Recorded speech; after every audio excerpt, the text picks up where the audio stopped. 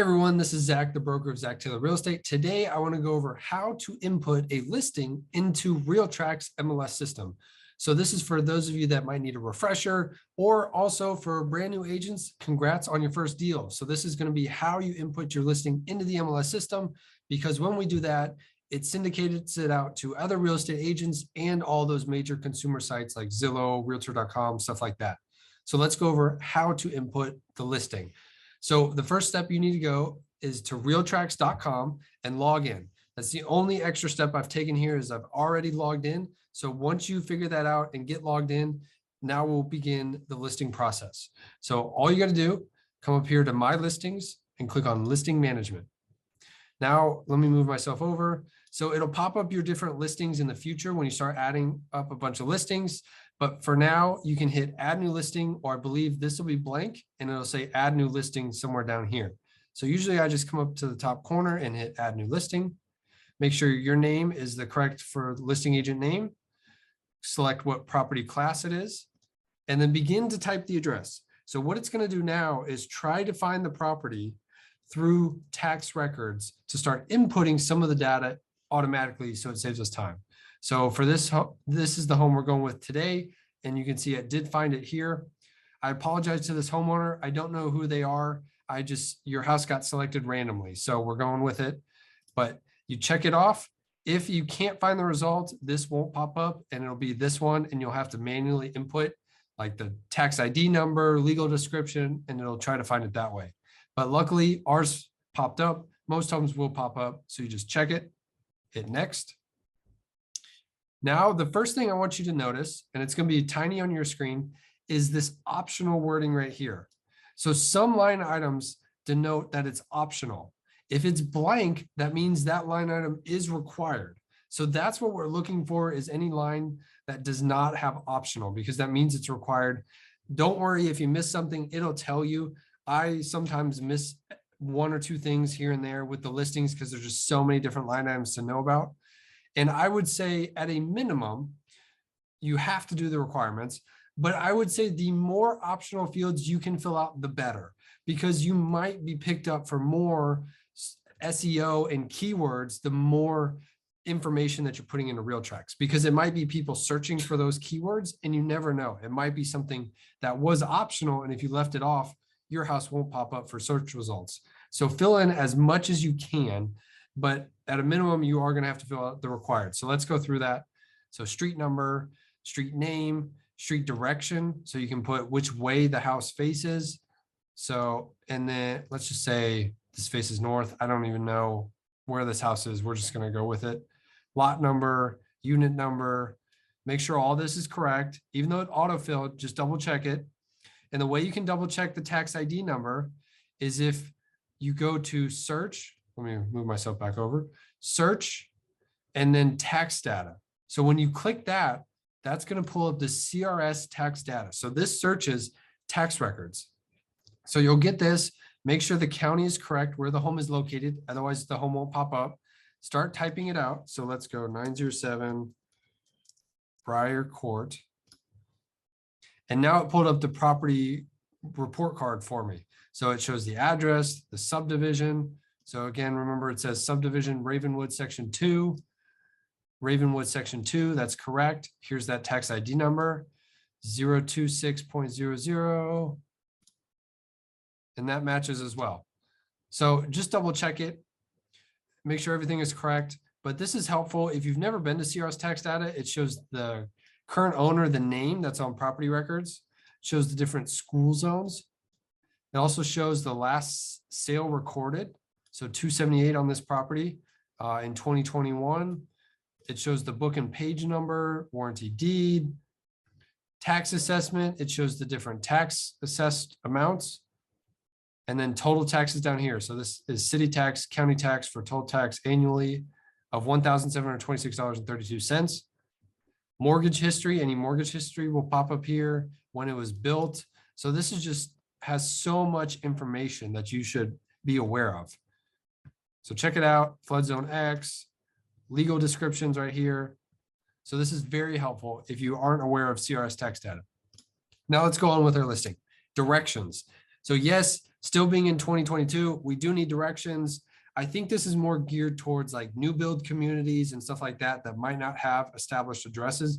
You kind of need a way to describe how to get there, but it is required for every listing type. So directions of some kind. So what I do is I go to Maps, pull Google Maps. First, I'll find my house.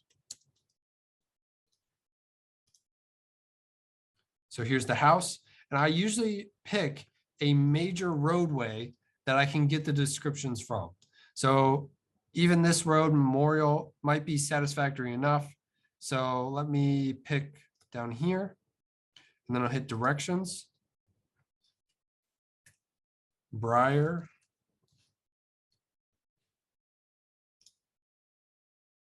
Now it shows me directions from Memorial. Let me flip those. So now I'm coming from Memorial to Briar. Here shows the best route. So it says head north of Memorial, and I'm just going to copy this, paste, period.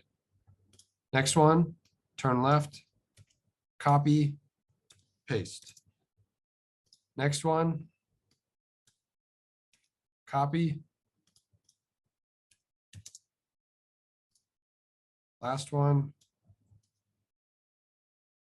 And then I like to notice too, if it says turn left, so the house is going to be on our left. So let's go ahead and do this. House is on. So that's usually what I do for directions. I'll hit save and continue. Now it pops up kind of our menu window. So these are all the information that I'm going to have to enter in. Now, when it shows a green check mark, that means we filled out that category correctly. If there's a red exclamation mark, it means we missed something. We missed one of these required fields. So let me show you an example. See how it shows the red exclamation mark? It means I missed something. So if I go back here, optional is unit location, but required school zones. So now I want to go back to CRS tax data, Northfield Elementary. And you can also ask the owner for this information. I like to kind of just double check, make sure both sources are correct. Siegel Middle, Siegel High.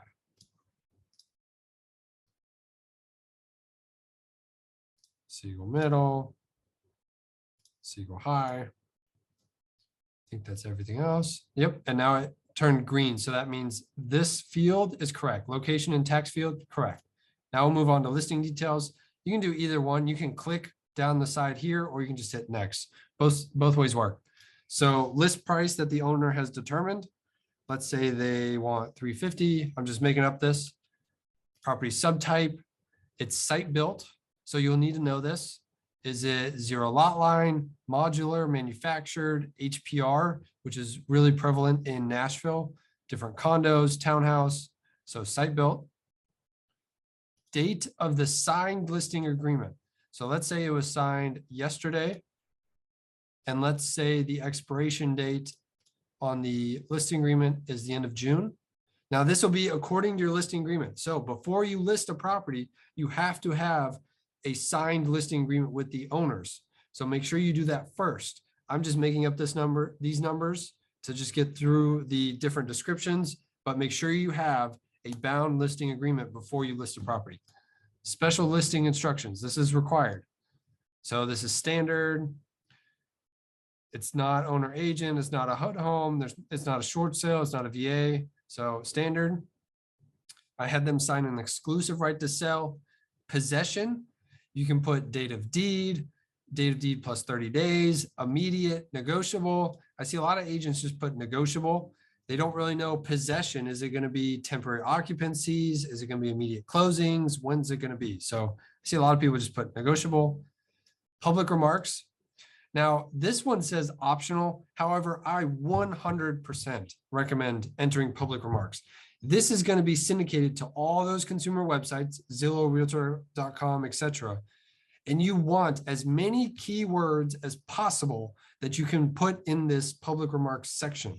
So you have 800 characters max, but you want to capitalize how many search results you pop up for. So if you put stainless steel appliances, if you put the roof is new in was replaced in 2020, if you put new windows, whatever you put, big keywords, that will help you. So let me pull up an old example of something I did.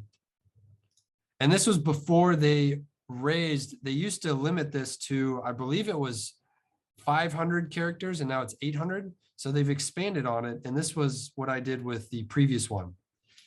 So I'll just copy this, paste this so we can look through this. So welcome to your new home located in triple Blackman schools. That's a really big selling point, having the same school system. And a lot of people in this area like that school. So I made sure to note that, located triple Blackman, all brick home. That's another keyword. 4 bedrooms, 2 baths, 2-car garage. All those are key terms. And then fully fenced in backyard. That's another search term. This home is this many square feet. Inside on the first floor, you will see hardwood floors, keyword, vaulted ceilings, and 2 of the 4 bedrooms. I like to describe the layout because also when I'm having showings and I've described the property as much as possible, I've put the best photos, maybe I've even put a blueprint up there. I know when they schedule a showing, it's the most interested parties. Where if I just leave this vague, I might be wasting my time and the owner's time by having all these people show up that wouldn't even like the home normally. So describe it as much as possible. The kitchen has stainless steel appliances, custom cabinetry. Upstairs is the main bedroom. So I always like to describe if it's first floor, second floor, maybe the buyers, they're desiring it on the first floor. So that could be a deal breaker. So I always describe where that one is. Large 4th bedroom that could also be used as a bonus room. Schedule your showing. So that's kind of my thought process of these public remarks. Take some time, work through it. Also bring in the help of the owner and try to craft together a great public remarks section. Private remarks, this is between you and other agents. This is not sent out to those consumer sites. This is just between you and other agents, basically agent notes to each other. So private remarks, sometimes I'll put, please allow 48 hours for offer review. I may put listing information deemed correct, but should be verified by buyer / So there's all sorts of information you can put in the private remarks. So make sure to read RealTrax's rules if you ever get confused of what can and cannot go in there. But usually that's some stuff that I put in there. Deed book, deed page, buyer financing, you can put what the seller is willing to accept. I don't typically fill that in because again, usually we want as many buyers as possible to come through. So let's go next. All right, Zach Grice, listing agent name, co-listing name.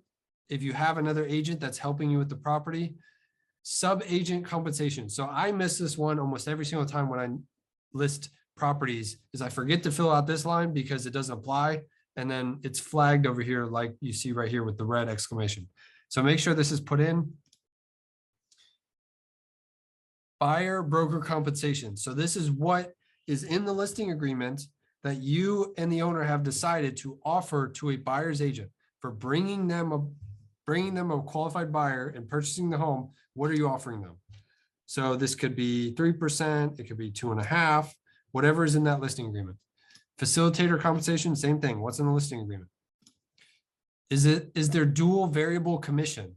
Most times it's probably going to be a no, but that is another option to have a dual variable commission. Or maybe it's some type of bonus structure. Hey, if you bring an offer before the end of the week, maybe you get a bonus commission, like more than the 2.5. So there is dual variable commission. Showing service. RealTrax is kind of phasing out. Showing time is the really popular one. They're kind of phasing that out and they've created their own showing system within RealTrax. So that's what this is. It's included with your RealTrax fees. So I go ahead and take advantage of it. That way I don't have to pay extra for showing time. There is other, if you just want to be contacted directly. So most times I'm right here with showing service. You can say auto accept new requests.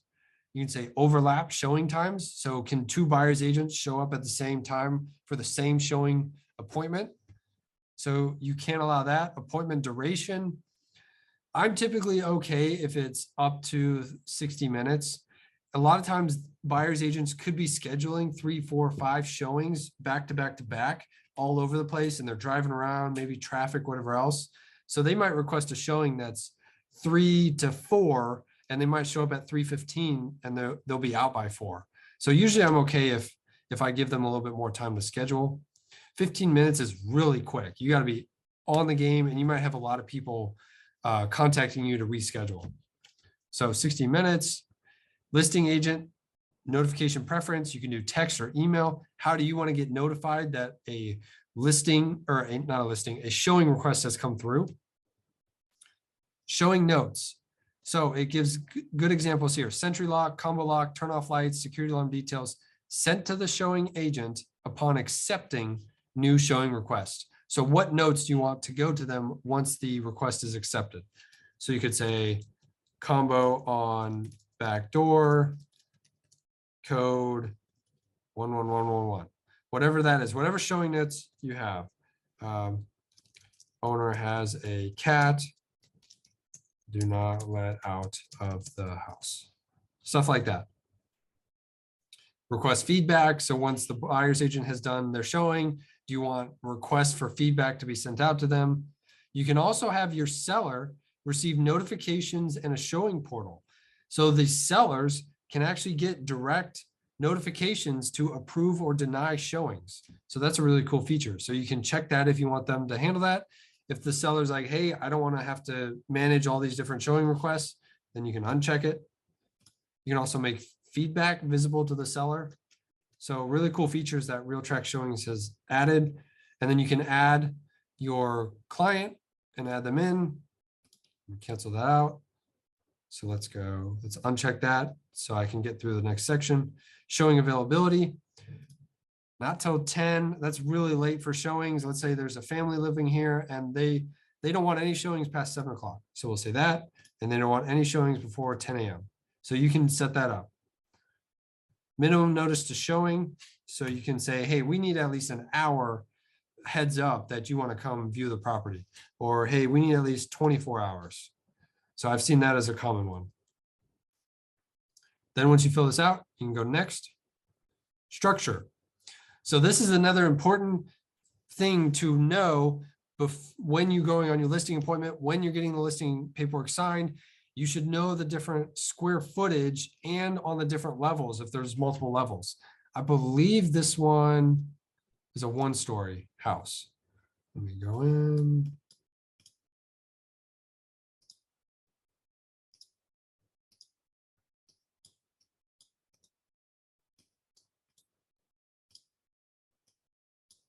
It looks like it's probably a 1-story, but I'll know once I've been through there for the listing. Worst case, you can call the owner, but it wants square foot on the main floor estimated. So what do you estimate for the main floor? So if you have 2 stories, you should know the difference, not just, hey, it's 3,000 square feet, but hey, it's 2,000 square feet on the main floor and 1,000 square feet on the second floor. So just know those. Square foot measurement source, agent measured, owner supplied, professional measurement, tax record. So we'll say the owner provided this one. Built information, 1985, approximate, existing, historic, model, new, renovated. This is an existing home. That's optional. Number of stories, let's say 2. Construction type, let's say it's just all brick. Again, this is something that's required, so you'll want to know this before you leave your listing appointment.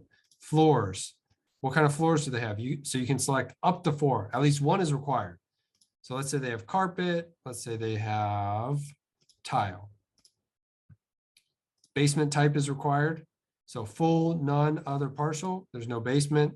Basement description, apartment, combination, crawl, finished, slab, unfinished. This is, let's say this is on a crawl space. Garage spaces, let's say there's 2.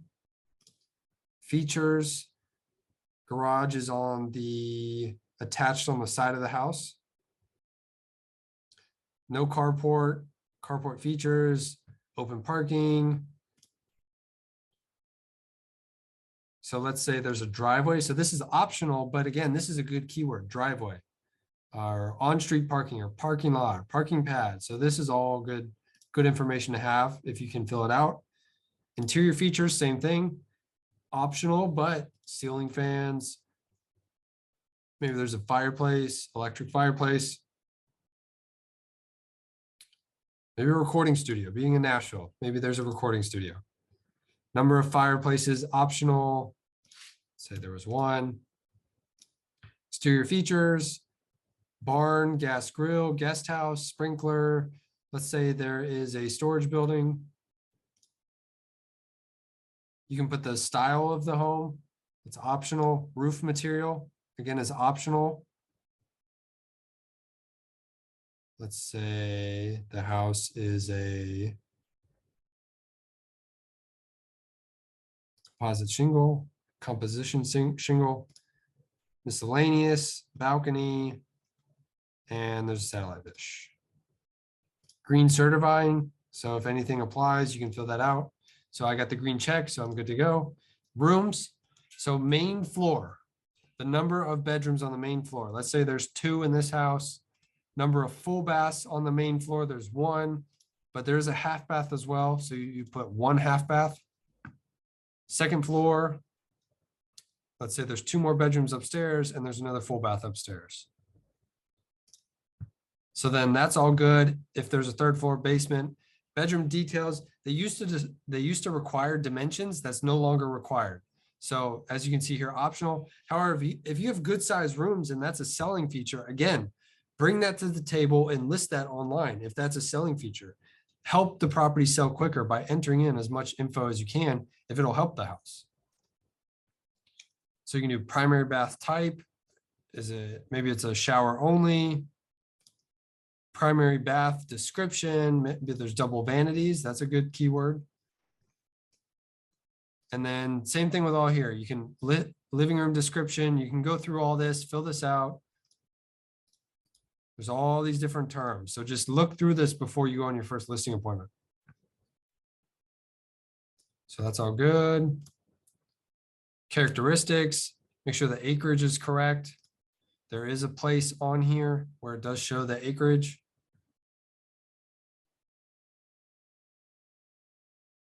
Lot dimensions right here, which matches this. Fence, backyard fence. View, no view for this one. Community, it's not in community amenities. It doesn't have any of those. It's a level lot. There's no pool. Water description, there's none. Water dock, that's optional. Mailbox, it's a regular mailbox. Central is like the new build communities where they're putting all the mailboxes in one central hub and they're all connected to each other. So this one has just a traditional mailbox. HOA, yes or no. This is no. So we're good there. Utilities, this is on city water. Let's say this is on public sewer system. Cooling is required. Let's say it's electric.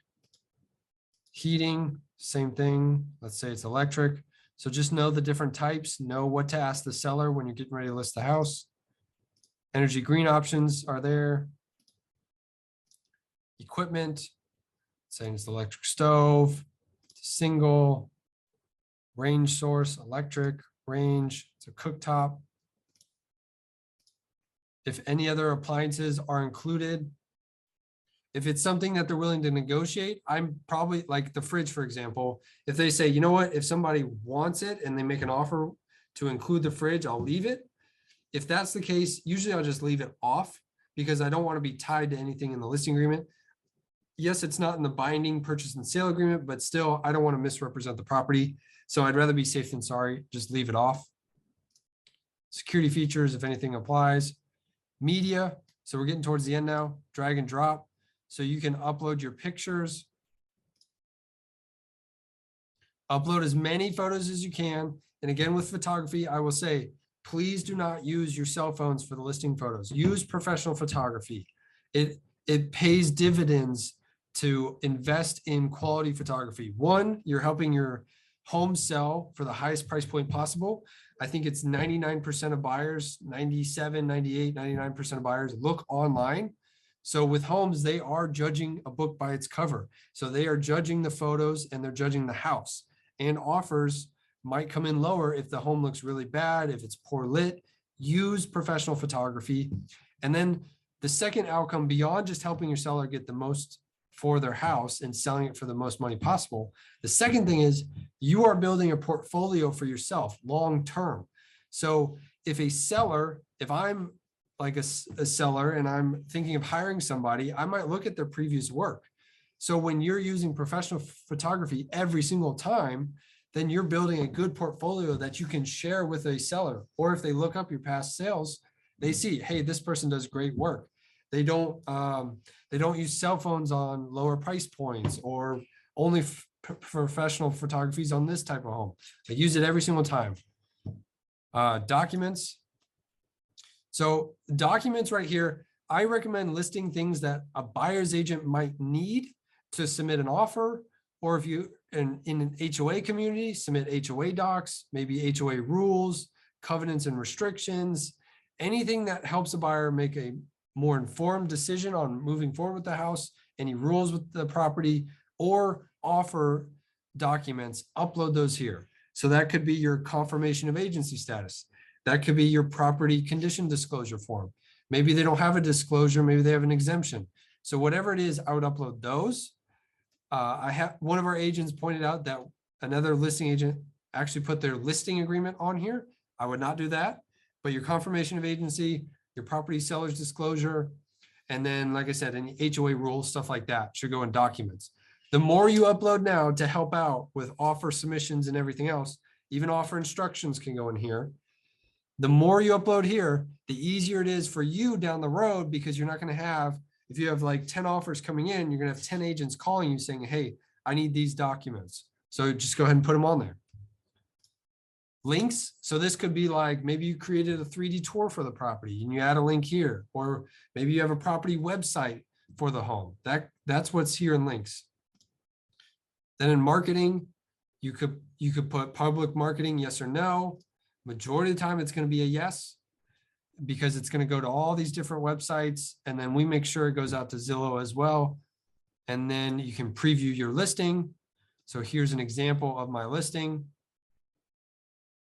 And then they've added this new feature where it's now this blue bar and it says the listing looks ready to publish. That's because everything is green. So you can hit publish. I'm going to hit it. And now you can say, select the desired status. So you can say active, and it even gives you a little description. An exclusive listing agreement has been executed. Public marketing is allowed and the listing is available for showing. You can change it to a coming soon. And public marketing is allowed, but showings are not currently permitted. And you can put a make listing active date. So I can say, hey, make it active on Friday automatically.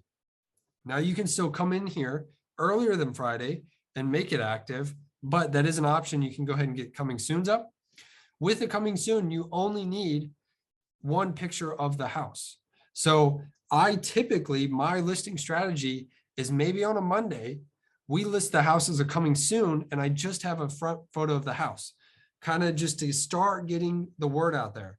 And then maybe by Thursday, I upload the photos into the listing first, then I'll change it to active, because then when it goes active, it's going to ping everybody that saved the home previously.